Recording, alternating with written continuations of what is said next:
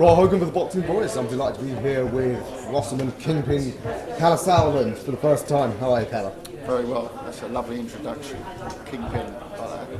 Well, some people would say that promoters and managers are something akin to comic book supervillains. Yeah, you could say that. Because I can think of a few villains, but I'm not one of them. I see myself more as a superhero type. But, yeah, there's lots of villains. Agreed.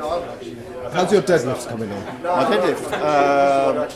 Yes, it's good. I got my lower back a little bit last week, so I'm going easy this week, but I'm up to 205 kilos, 2 reps, which I'm very proud of. Broke that 200 kilo barrier, so they're coming on just nicely. Looking amazing for your age. Thank you. Feeling younger every day. Absolutely. Yeah, I mean, Channel 5 bringing back great memories for me. I'm one of the few journos here, probably old enough to remember when fighters would actually become household names on terrestrial TV. Is that what you hoping to do with these boys? That's my DNA, our company's DNA.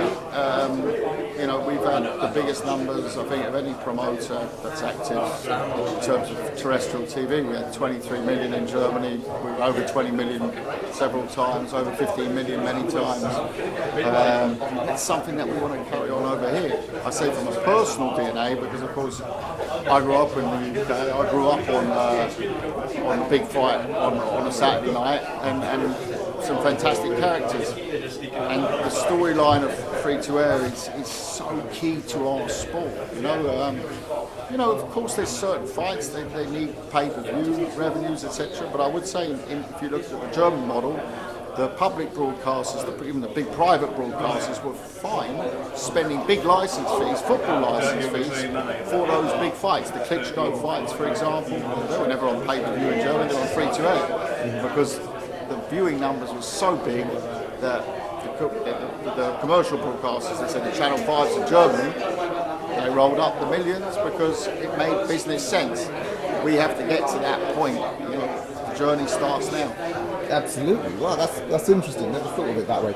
Does the UK have a big enough population to make it work? I'm not saying we've got to get 23 million on May 13th from the Indigo, but start somewhere. I'd like to be cracking those 7 figures regularly and then moving. But you've got to whet the appetite. You can't just keep turning the wheel just because it turns in a certain way. You want it to spin faster, better, and that's what we want to be doing. Absolutely.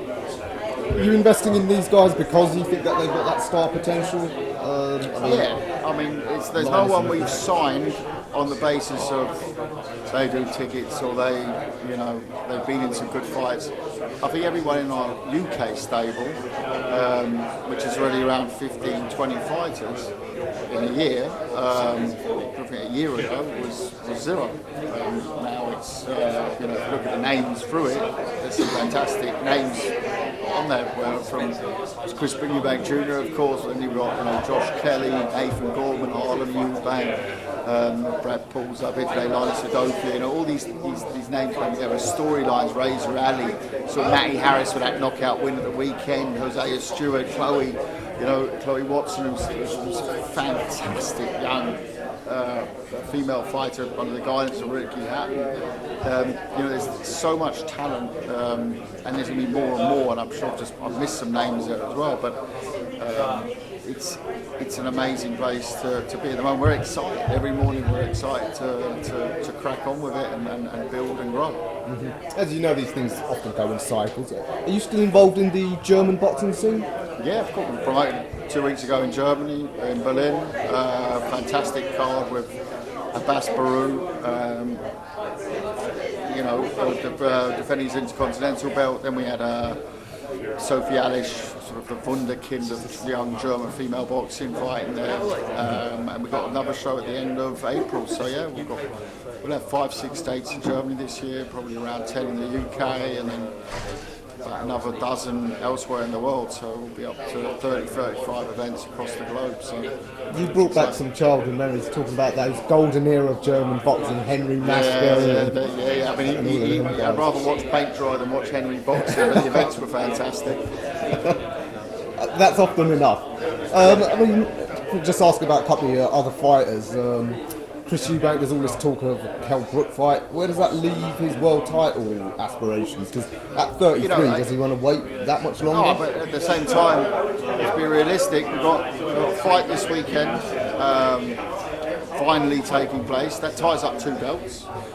You've got another situation with the BO. I can't quite work out what the situation is there. Andrade's gone up, but they're fighting for an interim now, and so I think that needs to get tidied up. The BC was with Charlo, he's fighting, so we're not going to sit back and wait for these things to happen either. But it's it's on the list for this year, and I've said before, we will just take the big fights. Junior, of course, is pushing on the belts as well, but at the same time, I have to line up big fights for him. He's a big name, So we said we did the Williams fight, very exciting build-up. And I thought he was fantastic that night. Obviously got injured during that fight, that set us back a little bit, but that was fine. And we're targeting sort of late June, July. Looking good for that. And your heavyweight, Philip, finally got someone to get in the ring with him. Maybe because Zhang hasn't got any other options. Presuming Philip comes through that. Well, at least Zhang stepped up to the plate. Wait till that first bell rings. But we're delighted just to have found an end to the hunt for someone who had the balls to put pen to paper to fight Filip Bergovic for the final eliminator of the heavyweight championship of the world. And I'm sure you're sure that Philip will win. Do you think he gets his IBF? Well, heavyweight can never be sure, but I would expect him to win. Yeah. Do you think he'll get his crack? Do you think, given the situation, he'll get it fast because the IBF mandatory is already overdue. It's already overdue, so it will be called very quickly. I know there's more talk about a Desert Storm with Usyk and AJ. That's fair enough, and that those are private contracts, rematches. That doesn't affect the IBF. The IBF very strict. I asked my good friend Tyson Fury when he did the heroic deed that famous night in Dusseldorf against Klitschko on the Monday. He lost one of the belts. It was the IBF. So they're not going to mess around. We're not going to let them mess around, and they'll uphold it. And the Pulev mandatory, which is the last mandatory, was already overdue. So. The fight really is taking over a year to go through this eliminate process. It won't be a long wait to the title fights. Okay.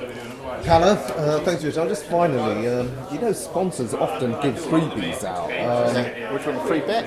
No, Newman. William Hill. Are they giving out little helps for the older gents? We can see what we can do for us all on fight night. Fantastic product.